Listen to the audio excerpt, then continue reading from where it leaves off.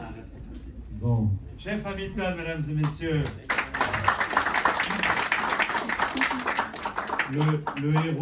Le héros de ce film est mon héros, mon frère dont j'ai l'immense honneur de faire ce film, et il aurait fallu un film de, je crois, 50 heures pour dire tout ce que ce monsieur a pu faire et contribuer et apporter. Donc, en fait, cette rencontre, comment ça s'est opéré au départ? Comment on déclenche une rencontre de cette nature?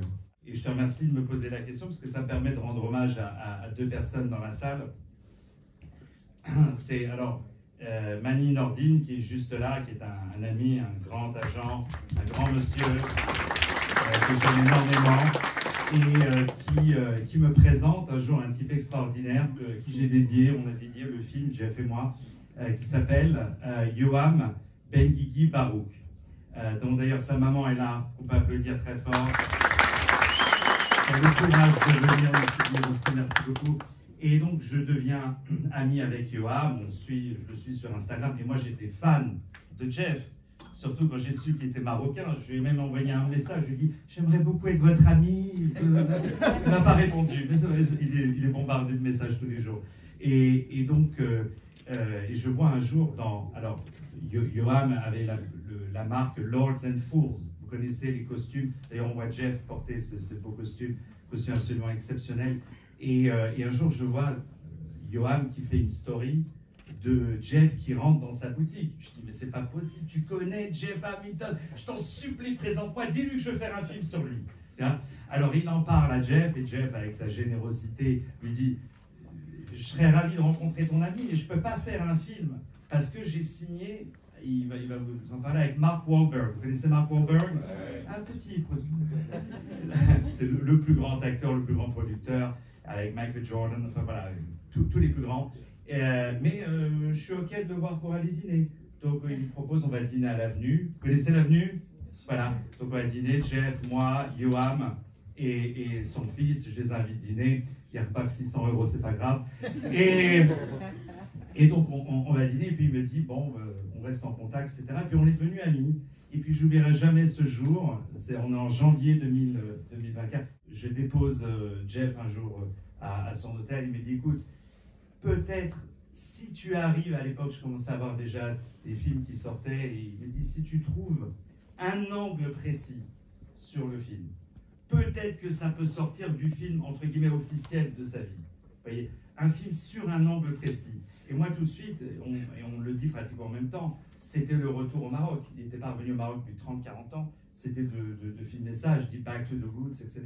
Et après, tout de suite, on a filmé. De là, on a fait plein de choses. Et je me dis, aujourd'hui, faire le film sans le Maroc, c'était pour moi tellement beau de le faire. Donc voilà, donc je rends hommage à Mani, je rends hommage aussi à Yoam, parce qu'on ne serait pas là, et bien sûr Jeff, on ne serait pas là aujourd'hui s'il n'y avait pas eu ce triptyque. Voilà, merci. Alors, merci de me faire la transition. Justement, Jeff, en fait, le fait de voir comme ça défiler sa vie sur un écran avec cette relation qui est forte entre les États-Unis et le Maroc, vous côtoyez les plus grandes personnalités, et puis vous revenez aux sources comme ça, spontanément. Il y a beaucoup d'émotions qui transpirent dans ce film.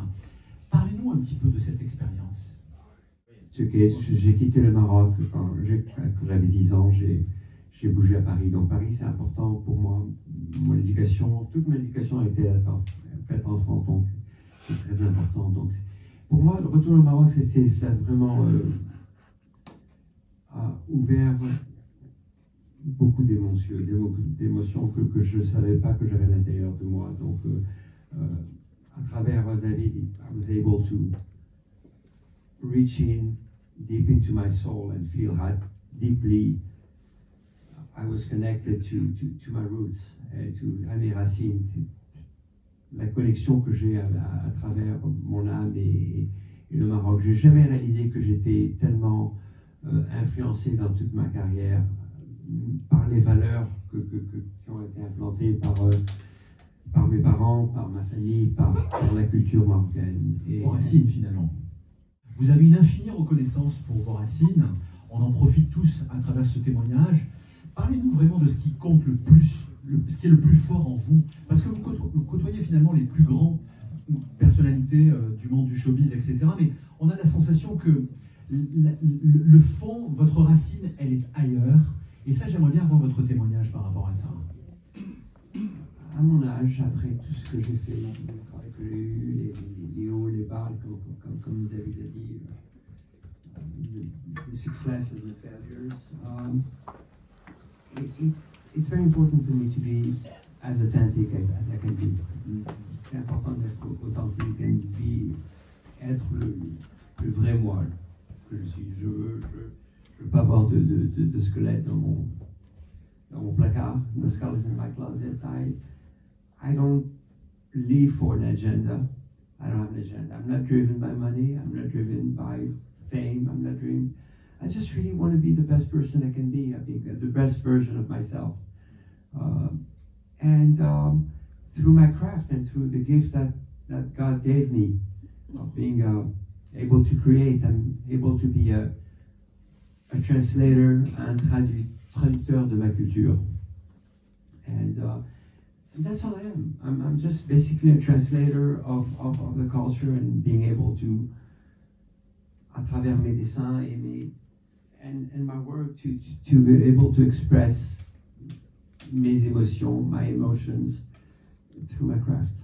Il y a quelque chose qui interroge quand même beaucoup, j'imagine, l'affluence ce soir, c'est comment cette passion, elle est née en vous, et qu'est-ce qui a été la première flamme, ce qui a généré finalement ce talent qui s'est émancipé au fil de l'eau, au fil de vos rencontres. Mais à 18 ans, quand vous avez envie de partir à Los Angeles, finalement, vous ne savez pas pourquoi vous avez envie d'y aller, mais vous avez envie de vivre un rêve américain. Et du reste, ce film, il nous fait toucher du doigt une chose, c'est que le rêve américain, en fait, quelque part par votre intermédiaire, ben, il existe, on peut le vivre. Il n'y a aucun doute que l'American Dream is a real thing, c'est une vraie chose. Pour moi, j'ai grandi, en grandissant au Maroc, en grandissant à Paris, j'avais des posters dans ma chambre du basketball, j'écoutais du rock and roll, I was listening to music, and my family, my aunts lived in Houston, and they lived in the States, so for me it was very important d'être connecté. J'ai toujours aimé la culture américaine. Et quand j'ai eu 18-19 ans, je savais que je voulais être. Je ne savais pas ce que j'allais faire. Et je voulais être en Amérique, parce que pour moi c'était quelque chose. Une sorte de rêve américain en quelque sorte. Qui résonnait. Il y avait une résonance. Une résonation dans ça. Pour moi, c'est très très important de faire ça. Et en fait, j'ai pas vraiment réalisé tout ce que vous m'avez dit là, ce sensitive nerve that I had in my body. Je crois pas que je l'ai réalisé que. Je pense que ça fait que 5 ans, 6 ans que really, there's only 5 or 6 years that I discovered my real passion. I mean, it's just like, again, I don't mean to repeat myself, but through the success and failures and finding the light when I was in my dark times, j'ai réalisé que really what makes me happy is to be creative and to do certain things that I want to do, and the values of integrity, the values of honesty, the values of que mes parents gave me. En fait, vous êtes en train de nous dire qu'il y a une forme d'accomplissement très clairement dans votre vie, et aujourd'hui, quelque part, pour vous, c'est une forme de fierté, je pense, et tout le monde l'a constaté ici. David, techniquement, merci pour ces témoignages.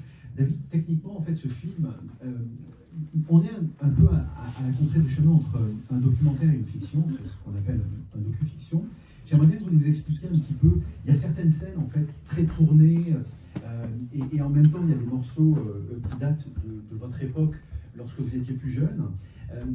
Comment, intellectuellement, en fait, on construit un projet, et comment on va finalement témoigner à la fois d'images d'archives, tout en étant fictionnel. C'est un témoignage qui peut être intéressant.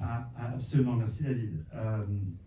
En fait, ce que je peux dire, c'est que toutes les discussions que j'ai quand je fais un film, etc., c'est toujours comment vous voyez le film.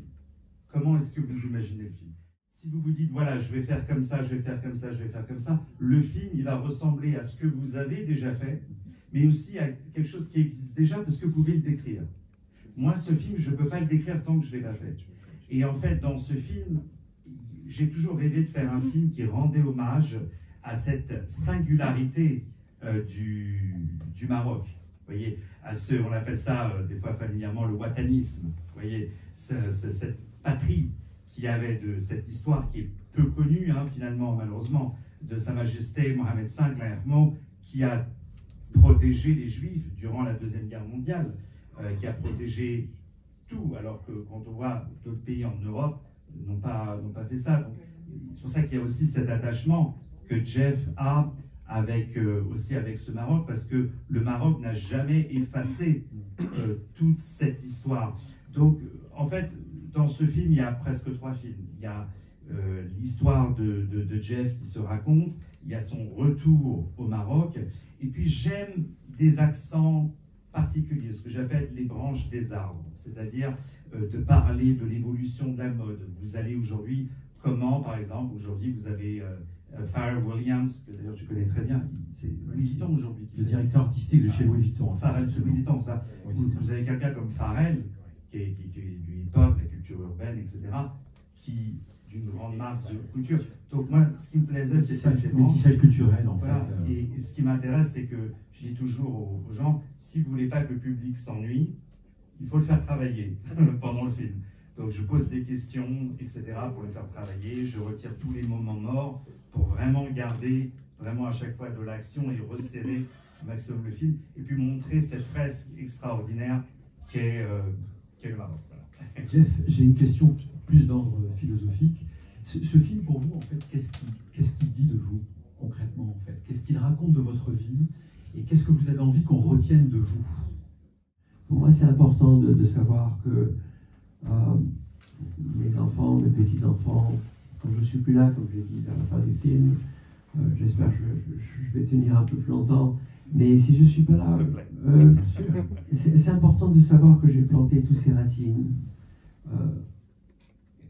Plant all the seeds in the ground, and when I'm not here, maybe those branches grow out, les branches grandissent, les fruits ressortent, et mes petits-enfants, ou mes amis, ou les gens à qui j'ai inspiré peuvent goûter la douceur de ces fruits.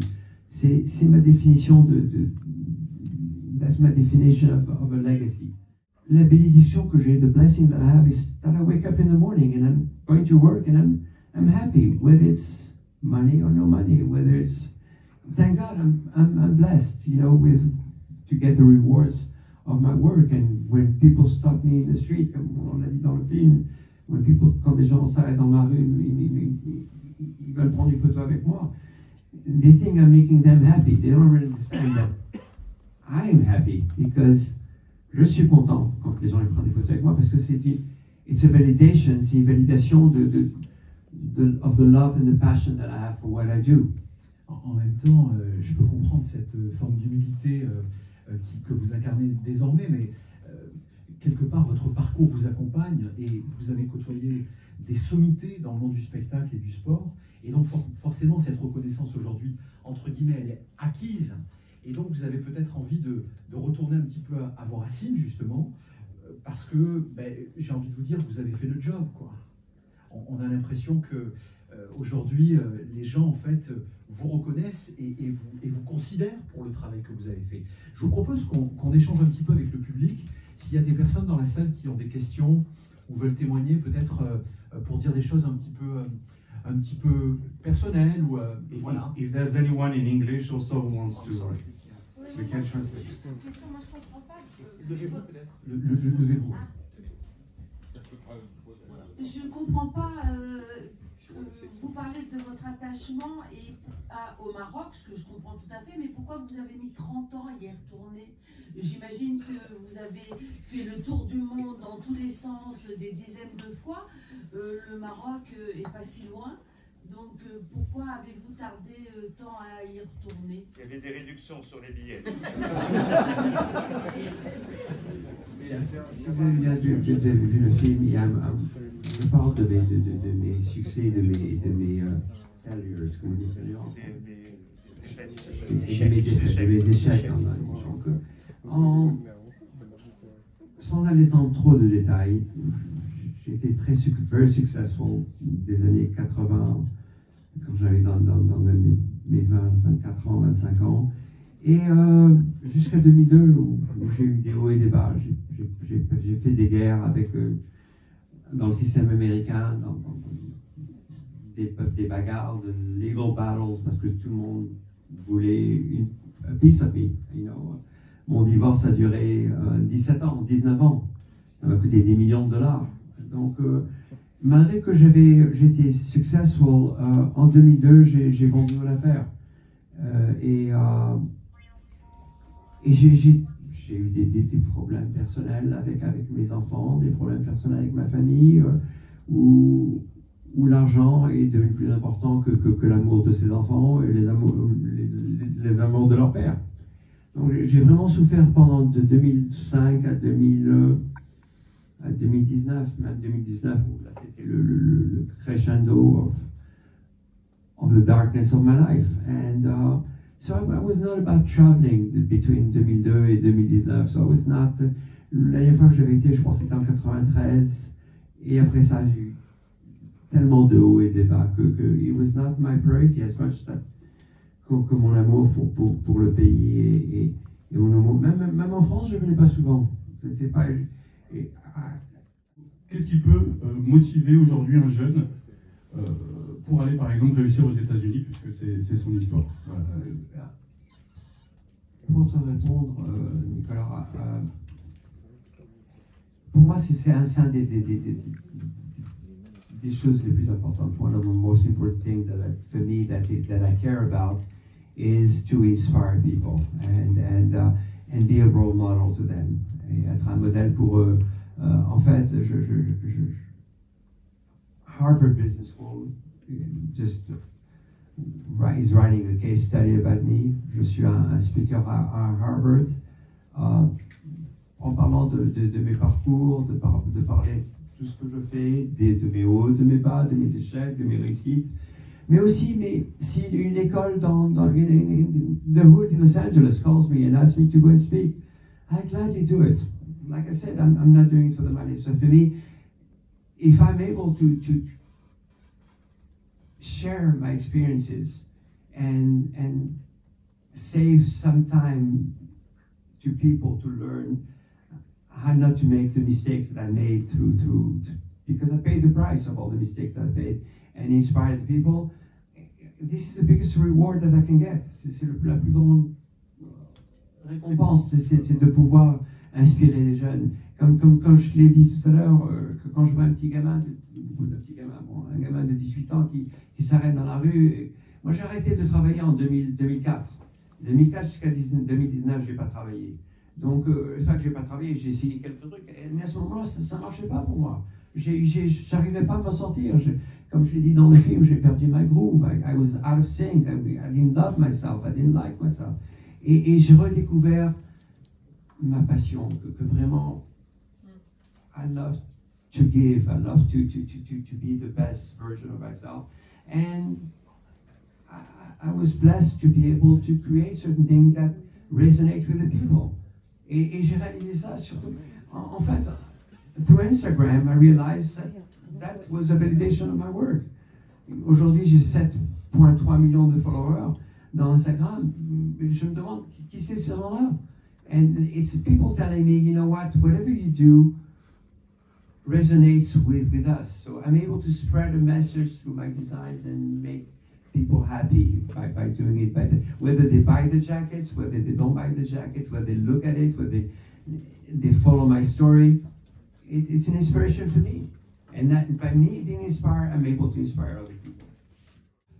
Through the phase of time, everything changes, hairstyles, business trends, all that sort of stuff. I can't find a period in time. You said even when you weren't working, ASAP Rocky reaches out to you. I reached out to you to design a book cover. You've reached all the corners of the globe for the past 4 decades. What is it that keeps bringing people back to you and being current and being at the top of the game? And it's not just about who they are, the celebrities. Why do the people come to you? What is the magic that attracts them to you, from your personal opinion? I think I learned to two things. You know, I learned to eliminate negativity from my life. If something is not good in my life, I cut it out of my life. I don't care how powerful and how rich or how successful you are. It doesn't matter to me. I mean, for me, I'd rather just have humility and goodness. I see the goodness in everybody. Everybody has a good side, and that's why I concentrate. I don't concentrate on negativity. So when something is negative, I push it out of my life. And I'm flattered, you know, when you came a few years back and not knowing you just did a little short about me, about my roots in Morocco. In fact, actually, he did it. I don't know if you ever saw it. I was deeply touched, and one time you said, I'm writing a book and I just want you to design the cover. I was flattered to do it. And like I said, you know, money is not my driving force. It's just not. And it sounds very odd, especially when I came to France, especially this trip, I found out that a lot of people are telling me money, money, money, money. I thought that was the American concept, but it is not the priority in life. I mean, money is just a byproduct of money will never buy love, never buy passion, never buy creativity. And for me, I'd rather be creative, be the best version of myself, being happy as much as I can. If I'm not trying to show that I'm happy, and have, when you do everything right, you know, when you work hard, when you work smart, when you discover your talent that God has given you, people call it the fourth element is luck, but really there's no such thing as luck. You know, God rewards you. Those are the blessings that God gives you. Whether it's the money, whether it's the happiness, whether it's the rewards of me being, as a kid, being around Michael Jordan, being with Kobe Bryant, and being with Travis Scott and A$AP Rocky. I mean, this is not me bragging and trying to show I know all those people. It's just like me being like, I still like them. I'm wearing a ring that Muhammad Ali gave me. You know, it's just like, it's living the dream of anybody. And I want to spread out my message to other people for them to see it is possible, because it's a work, it's not an agenda-driven mentality that I have. It's a work of passion and a work of love that I have. And I hope you guys realize that my life is just about loving and being happy, and it's not about calculating. I don't even know that I discussed with David how we're going to distribute the movie and what are the metrics as far as dollars are concerned. I don't really care. Honestly, I don't. For me, if I can leave a message and can inspire people, I have done my job. That's if all I need is inspiring one person that's going to say, you know what, Jeff inspired me, and I want to be that person. I want to grow up and I want to wake up tomorrow morning and go to work and battle for it. I think I've succeeded. Bravo. Bravo! Merci à Jeff de Gênes, de tout mon cœur. Et n'oubliez pas, quand vous portez une veste de Jeff Hamilton, vous portez aussi une histoire, vous portez des racines, vous portez une culture, vous portez un craft, vous portez de l'art. Voilà. Merci mesdames et messieurs. Et un cocktail vous attend. Merci.